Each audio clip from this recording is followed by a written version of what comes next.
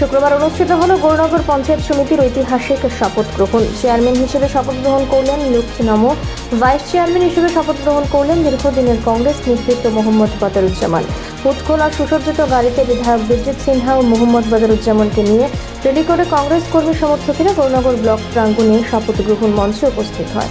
রাজ্যের মোট 58টি ব্লকের মধ্যে একমাত্র গৌরনগর ব্লক যেখানে ত্রিস্তর পঞ্চায়েতে 100% আসনে নির্বাচন অনুষ্ঠিত হয়েছে এবং ফলাফল নজির স্থাপন করেছে কংগ্রেস দল।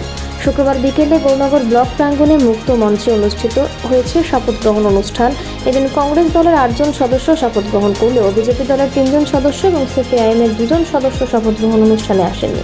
শপথ গ্রহণ অনুষ্ঠান মঞ্চে উপস্থিত ছিলেন বিধায়ক বিরজিৎ সিনহা, গৌরনগর ব্লকের ভিডিও প্রণয় দাস, অতিরিক্ত ভিডিও তাজিম চাকমা, ঊনকোটি জেলা পঞ্চায়েত অফিসার ডেভিড হালাম সহ নবনির্বাচিত কংগ্রেস দলের 8 জন পঞ্চায়েত সমিতির সদস্যরা। উনি বলেছেন এমন আইন করব যে আইনের মাধ্যমে দিল্লি থেকে যদি গ্রামের মানুষের জন্য 100 টাকা মঞ্জুর করে সেই গ্রামের মানুষের হাতে যাতে 100 টাকা পৌঁছে। এটা হচ্ছে ত্রিস্তর পঞ্চায়েত ব্যবস্থা। এটাকে স্বচ্ছভাবে পরিচালনা করতে হবে, দুর্নীতিমুক্ত ভাবে আমাদের পঞ্চায়েত পরিচালনা করতে হবে। আমার বিশ্বাস যোগ্য নেতৃত্ব দীর্ঘদিন পঞ্চায়েত লেভেল থেকে কাজ করে জেলা পরিষদ সমিতির প্রতিনিধিত্ব করেছেন এবং মোহাম্মদ বদরুজ্জামান তিনি মহিলা সংরক্ষণ থাকা এখানে এসসি মহিলা চেয়ারম্যান হচ্ছেন এবং ডেপুটি চেয়ারম্যান হচ্ছে মোহাম্মদ বদরুজ্জামান। এই পঞ্চায়েত সমিতি উনি পরিচালনা করবেন।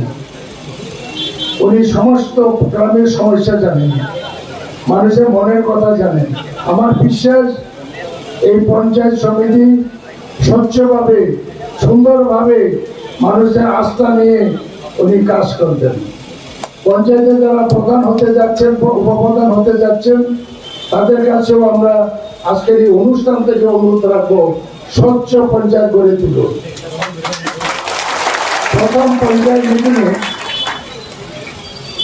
মিটিংয়ে আমি এলাকার এমএলএ হিসেবে প্রত্যেকটা পঞ্চায়েত মিটিংয়ে প্রথম মিটিংয়ে আমি থাকতে চাই।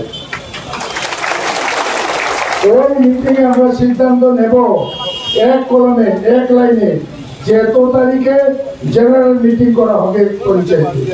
প্রত্যেক মানুষের মতামত দেওয়া হবে কোন এরিয়ায় কি প্রবলেম আছে, এটা লিপিবদ্ধ করে আমরা পঞ্চায়েত হাতে তুলে দেবো। তারপরে 6 মাস পরে আবার জেনারেল মিটিং করে আমরা আবার জিজ্ঞেস করবো কতটুকু অগ্রসর হয়েছে।